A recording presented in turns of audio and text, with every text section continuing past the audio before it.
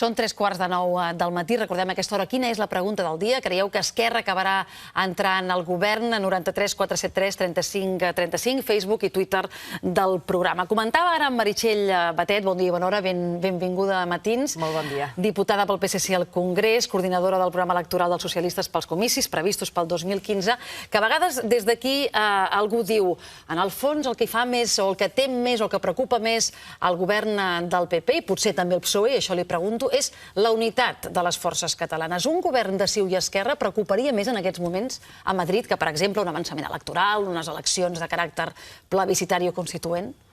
Bé, a nosaltres ens preocupa la governabilitat de Catalunya i d'Espanya.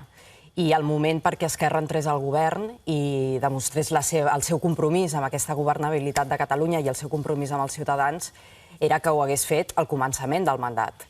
Ens sembla que ara entrar a 6 o 7 mesos vista tampoc no hi hauria temps per materialitzar obra de govern i per tant, en tot cas, seria tard. Però podria ser llegit des del govern espanyol i també des del seu partit, des del PSOE, com, escolti'm, això va de veritat? Aquests dos partits realment s'hi posen?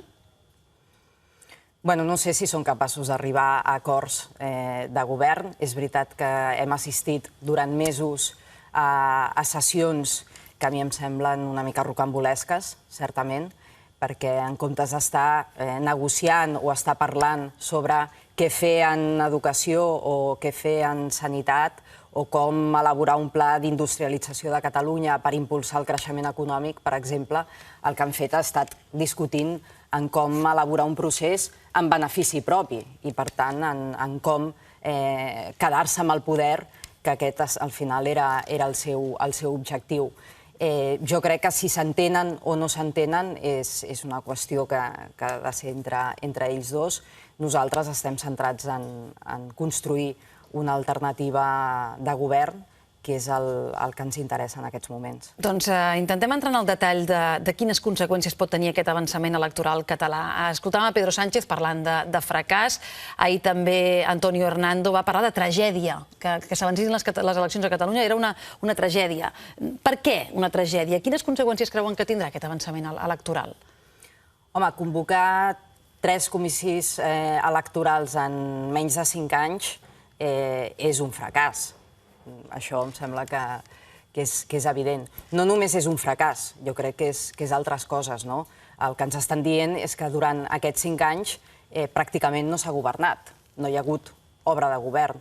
No ens hem concentrat en els ciutadans, potser perquè el president de la Generalitat pensa tot el dia en clau històrica, en clau d'èpica, en clau de litúrgia, fins i tot, i això està molt bé en l'àmbit personal de cadascú, però crec que un governant no ha de moure's en aquestes claus, sinó que ha de pensar en ciutadans, més en ciutadans que en poble. Vostè sap que, de totes maneres, les eleccions aquí es plantegen, sobretot pels partits que han liderat el que s'ha dit el procés sobiranista, com una manera de validar a les urnes el que no s'ha pogut fer demanant una solució política al Congrés dels Diputats. És a dir, que no són unes eleccions que es plantegen en principi de manera ordinària, veurem com acaben sent, falten molts mesos. El secretari d'Estat per les Corts, José Luis Aillón, ahir va dir que si algun dels elements de construcció d'estructures d'Estat que forma part d'aquest acord excedeixen les competències de l'autonomia, seran immediatament recorregudes. És a dir, que ja s'albira un augment, perquè ja existeix, de tensió al Tribunal Constitucional, segurament, entre el govern i la Generalitat. Tindran el suport del PSOE al govern del PP si això passa? La nostra prioritat, des de fa mesos ja també que ho venim dient, és precisament trencar aquesta confrontació. És a dir, això no ens porta enlloc. Està bé pels interessos partidistes d'uns i altres, jo crec que els hi va bé perquè es retroalimenten, és a dir, al PP ja li va bé que els nacionalistes o els sobiranistes intentin fer coses fora de la llei i als sobiranistes ja els hi va bé també que hi hagi una certa bel·ligerància per part del govern d'Espanya. Però això no aborda el problema de fons, que és precisament on nosaltres ens volem centrar. Nosaltres reconeixem que hi ha un problema i, per tant, el que hem de fer és plantejar solucions. I qualsevol solució passa pel diàleg. Qualsevol. És igual. No hi haurà cap pas si no dialoguem, si no negociem i si no som capaços d'arribar a un mínim de consens polític entre totes les formacions. Per tant, nosaltres ens concentrem aquí, ens concentrem en... I com s'hi estan concentrant? Fent què, senyora Batet? D'entrada, proposant solucions de diàleg, que és, per exemple... I qui els escolta? O qui una els recull? reforma constitucional. Bueno, nosaltres intentem que els reculli molta gent, pensant que el 70%, per exemple, dels ciutadans de Catalunya tenen identitats múltiples, és a dir, se senten catalans o espanyols en un grau diferent, però un 70% es sent en aquestes identitats múltiples, ens pensem que poden estar escoltant aquestes propostes. Renovar un pacte de convivència, poder dotar-nos d'una Constitució actualitzada, perquè ja no només és un problema de la vertebració dels territoris o de trobar l'encaix entre Catalunya i la resta d'Espanya, sinó d'actualitzar un text perquè la societat ha canviat, els ciutadans hem canviat, les nostres relacions internacionals, la pertinença a la Unió Europea, fins i tot la manera de relacionar-nos entre nosaltres, l'esclat d'internet, de les xarxes socials, tot ha canviat. I, per tant, necessitem que les lleis ens acompanyin en aquest canvi. Aquesta reforma constitucional inclouria en algun moment la possibilitat que Catalunya pogués votar en una consulta on l'opció de la independència estigués entre les opcions a triar? Nosaltres, el full de ruta que plantegem, que a més s'adequa perfectament al marc legal actual, és modificar aquesta Constitució. Aquesta Constitució seria sotmesa a un referèndum. Per tant, tots els ciutadans, és veritat que no només els catalans, però sí, també els catalans, podrien votar aquest nou text, negociat, consensuat, pactat entre les forces polítiques, i això requeriria necessàriament també modificar l'Estatut d'Autonomia de Catalunya. I aquí sí que es produiria una nova votació i votaríem tots els catalans. Nosaltres preferim votar un acord, votar un pacte, és a dir, un esforç primer de posar-nos d'acord i sotmetre a votació aquest acord, que no pas votar una fractura per després haver de negociar, perquè la negociació hauria de passar igualment, hauria d'arribar. Però aleshores pot passar el que va dir Miquel Iceta fa pocs mesos, que si resulta que els ciutadans de Catalunya decideixen no donar un suport majoritari a aquest acord que vostès, hipotèticament, després parlarem de com, amb quines majories, plantejarien, aleshores sí que ens... És a dir, si els catalans no aproven aquesta proposta, aquest pacte de reforma constitucional, què passa?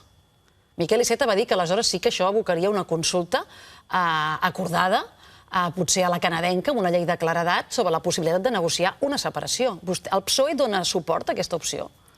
Bueno, és avançar esdeveniments. No sabem si això es produirà, aquest escenari. Si passés... És fer ciència-ficció. Si passés, evidentment, hauríem de buscar una solució. És a dir, si realment, per exemple, tots els ciutadans espanyols, excepte els catalans, recolzessin un determinat acord, aquí tindríem un problema i, per tant, caldria pensar en altres vies de solució. Aquesta podria ser una via de solució, però això s'haurà de parlar arribat al moment, perquè tots sabem que les circumstàncies canvien moltíssim. La realitat és frenètica, en 2 o 3 mesos sembla que tot hauria de continuar igual i resulta que els escenaris són molt diferents. Per tant, arribat aquest moment, jo crec que caldria seure i pensar en l'oferiment de noves solucions. El que sí que tenim l'obligació, els partits polítics, és d'oferir solucions. El que no podem fer és enquistar-nos i quedar-nos absolutament paralitzats o immòbils davant d'un clam social. Amb quin suport el PSOE pensa tirar endavant aquesta reforma de la Constitució, senyora Batet, si el PP no els hi vol ni obrir la comissió al Congrés? Nosaltres aspirem a tenir una majoria més forta, a poder governar a Espanya, i aquest seria un canvi d'escenari que potser incentivaria que altres forces polítiques entressin en aquest joc. Jo entenc que el posicionament del PP és un posicionament tàctic, és un posicionament en benefici propi, perquè sap que aquest immobilisme aglutina els seus votants. Si el govern d'Espanya canvia, l'escenari canvia i, per tant, la possibilitat d'arribar a acord és factible. Aquest acord que nosaltres proposem o estem disposats a escoltar-ne d'altres. El problema és que no en sentim més. Ningú no ens ofereix altres solucions. Mentre no en sentim d'altres, evidentment, la que nosaltres oferim ens sembla la millor. Efectivament, el panorama al Congrés dels Diputats pot canviar molt en aquest cicle electoral que comença el 2015. Vostè creu que aquestes eleccions generals seran les que portin el que s'ha dit la fi del bipartidisme a Espanya? És a dir, algun partit traurà majoria absoluta a la cita a les urnes? Segurament no. Les enquestes el que ens diuen és que no hi haurà majories absolutes. No sempre hi ha hagut majories absolutes a Espanya, això també és veritat. Nosaltres vam governar 2 legislatures recentment i no vam tenir majoria absoluta. Per tant, la pluralitat... Però el suport clàssic de socialistes bascos i catalans diríem que ara potser estem en una nova etapa, no?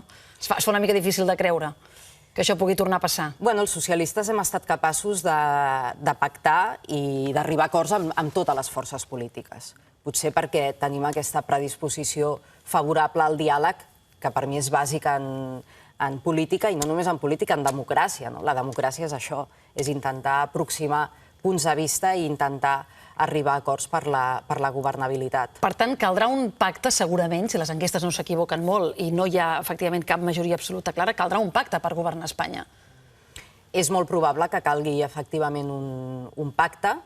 El que passa que els pactes de vegades també es poden complicar, perquè en aquest escenari tenim un Partit Popular que pretén tornar al passat, és a dir, l'immobilisme absolut, pensant que el moment del passat tornarà, és a dir, la realitat que vam viure tornarà. Nosaltres pensem que el passat no tornarà, és a dir, estem en un nou paradigma, en una manera nova de fer política, en una manera diferent d'haver d'afrontar el govern d'un país.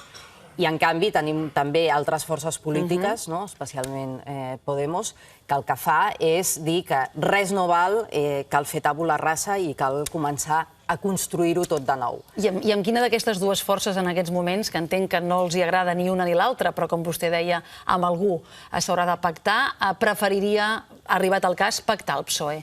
És a dir, què el podria fer el PSOE pactar amb el Partit Popular la futura governabilitat d'Espanya i què el podria fer pactar amb Podemos, si és que això està sobre la taula?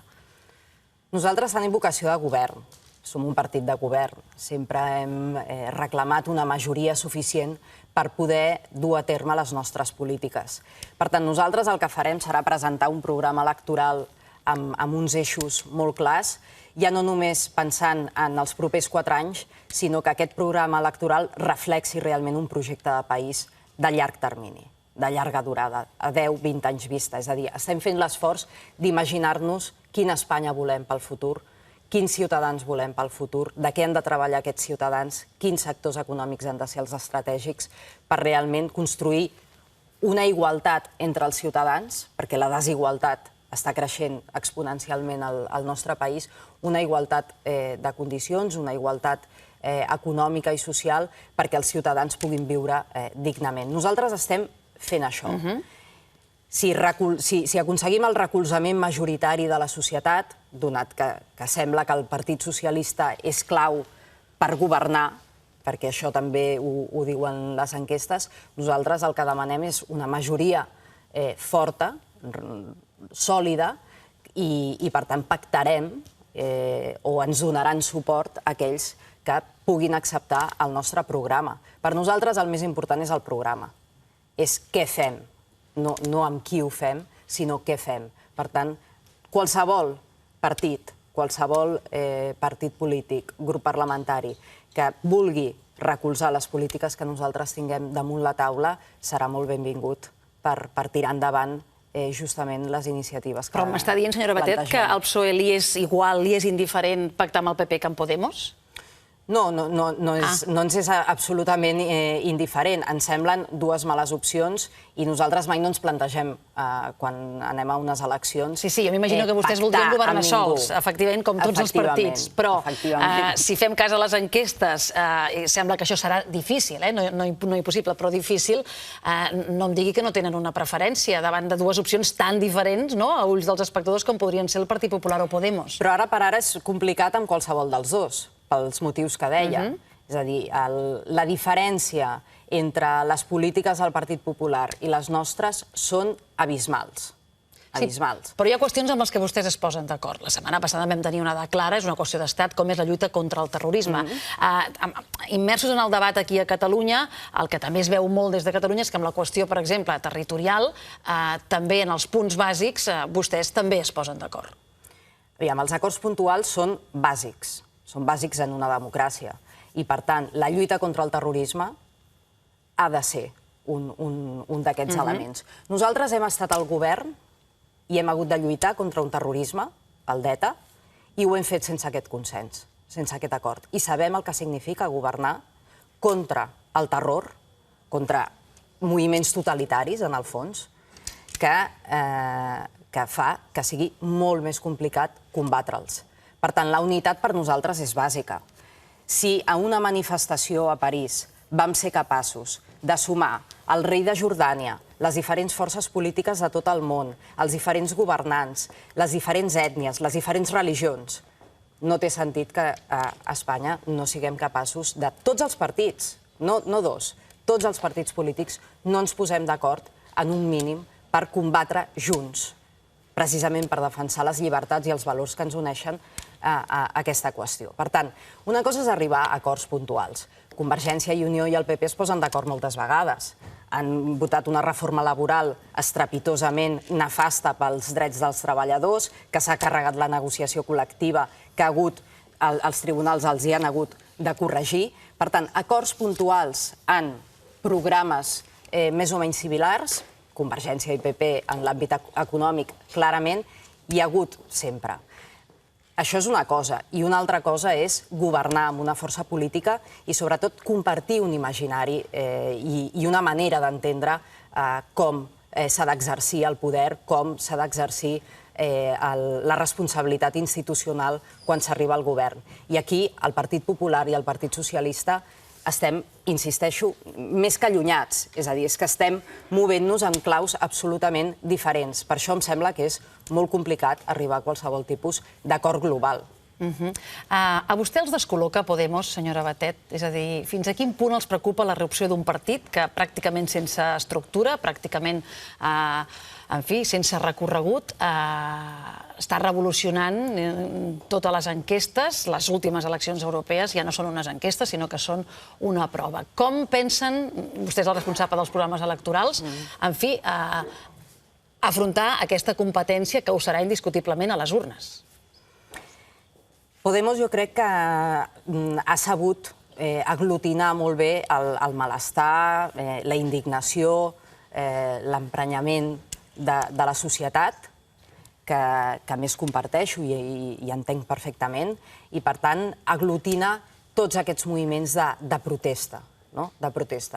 Però jo crec que amb la protesta no n'hi ha prou en política. Després cal fer propostes i propostes viables, propostes que puguis dur a terme, perquè aquesta és una altra cosa que també hem après. Els programes electorals fins ara potser es podien fer amb una certa lleugeresa i acabant prometent coses que després s'incompleixen de manera flagrant. Sí, però retreure-li això ara a Podemos, quan els partits de tota la vida fa anys i panys que ho fan, no és una mica lleig? No li retrec amb ells. Estic dient com nosaltres afrontem a fer el nostre programa electoral, precisament.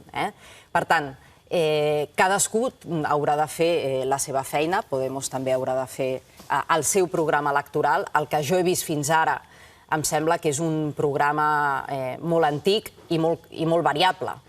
És a dir, cada 15 dies canvien una mica de posició perquè les propostes inicials o el programa de les europees, per exemple, no té res a veure amb el que ara estan plantejant. En qualsevol cas, és veritat que nosaltres som un partit de govern, és veritat que nosaltres hem comès errors perquè hem governat i, per tant, quan tu assumeixes responsabilitats és molt raro que no t'equivoquis mai, per tant, els assumim i sabem que existeixen, però també hem tingut grans encerts.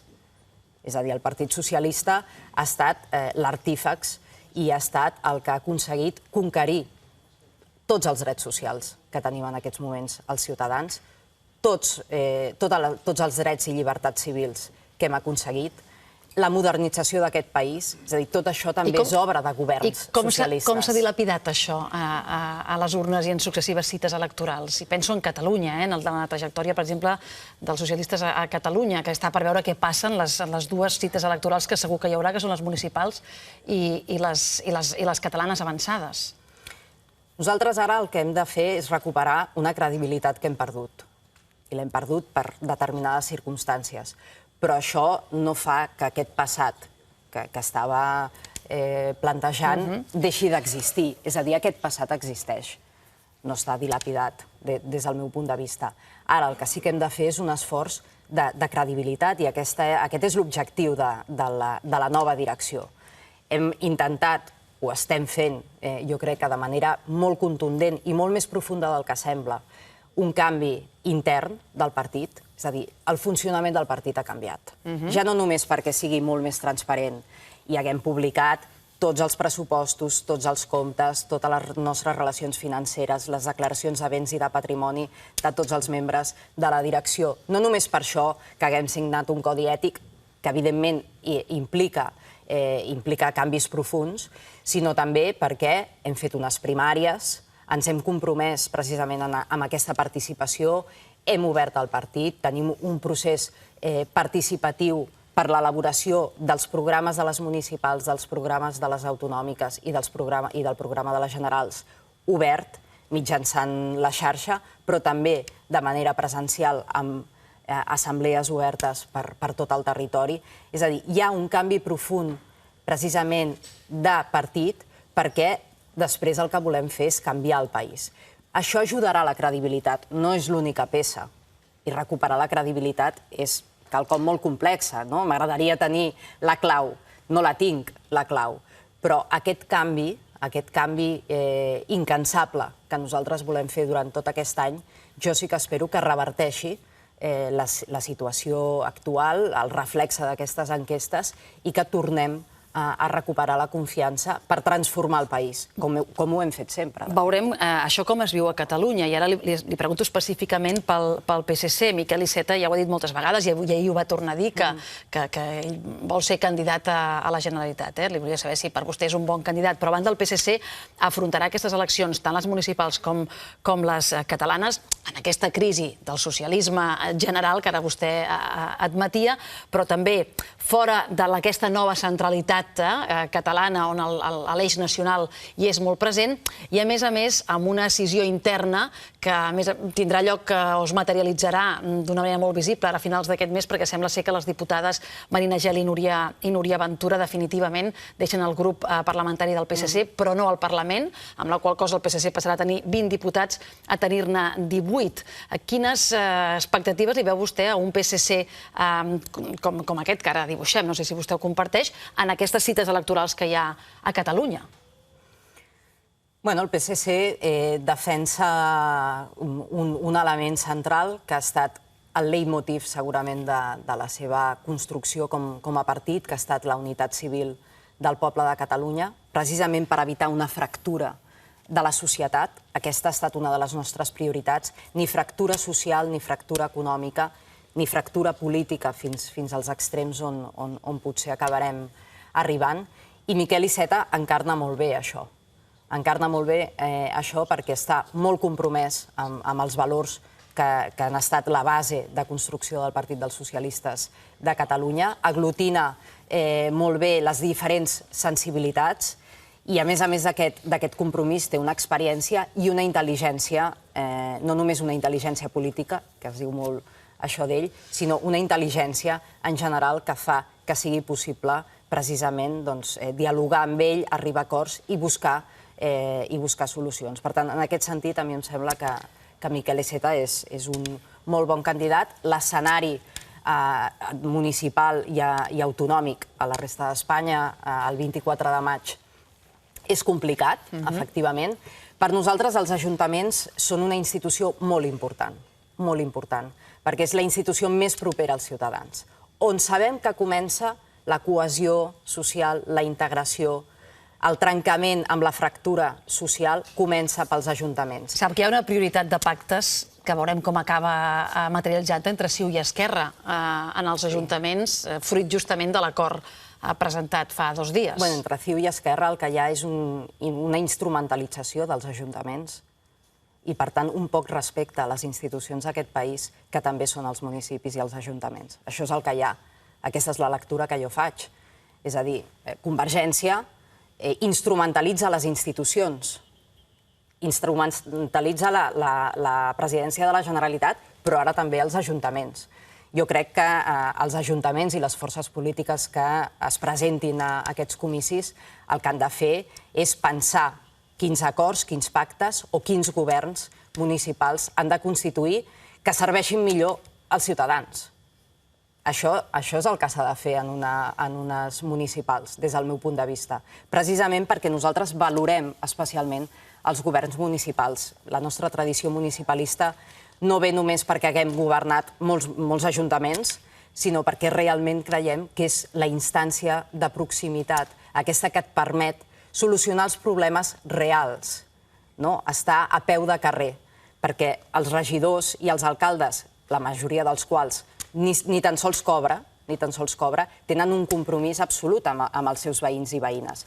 Una altra cosa que em sembla curiosa, precisament abans em preguntava sobre Podemos, és que una força política que es presenta com la força de les bases renunciï precisament a presentar-se allà on més política de proximitat i més solucions es poden oferir als veïns i veïnes i no es presenti. Em sembla curiós. Senyora Batet, per acabar, vostè treballa habitualment a Madrid, és diputada al Congrés. Del que es parla a l'hemicicle, més o menys ho anem seguint, però en aquests moments i amb l'any que queda davant, els passadissos i el bar del Congrés, es parla més de Podemos o de Catalunya en aquests moments? Doncs potser ara està frec a frec, és a dir, està bastant dividit. Efectivament, s'ha parlat molt de Catalunya, perquè és un tema que preocupa a molts. Jo tinc molts companys d'escó que em pregunten com ho veus, què és el que podríem fer, ens interessa, ens estimem Catalunya, volem que vosaltres continueu junts amb nosaltres i volem construir alguna cosa plegats que ataqui realment els problemes que tenim al davant, que és, com deia, la desigualtat, per exemple, que tants ciutadans estan patint, també els a Catalunya. I sobre Podemos se'n pot parlar de manera més lleugera. Podem comentar com el sorgiment de noves forces polítiques... Parlen de manera lleugera? Bueno, lleugera, vull dir que no és un debat seriós. Nosaltres sabem que existeix aquesta força política que ha nascut amb l'empenta que ha nascut i hem de veure com avancen els esdeveniments i, per tant, si es consolida, si no es consolida, si proposen un programa sòlid o no el proposen, nosaltres, en tot cas, com deia, estem concentrats en el que hem de fer nosaltres i en el que nosaltres volem proposar als ciutadans. Senyora Meritxell Batet, moltes gràcies per venir, diputada al Congrés, responsable dels programes electorals del PSOE en aquest any que dèiem que és un cicle sobre el qual, en fi, els ciutadans tindran moltes oportunitats de pronunciar-se i segurament si ens tornéssim a veure al desembre del 2015 la situació no seria la que és ara. Tindrem oportunitat segurament de tornar-ho a fer. Gràcies i bon dia. Moltes gràcies. Que vagi molt bé. Són les 9:13.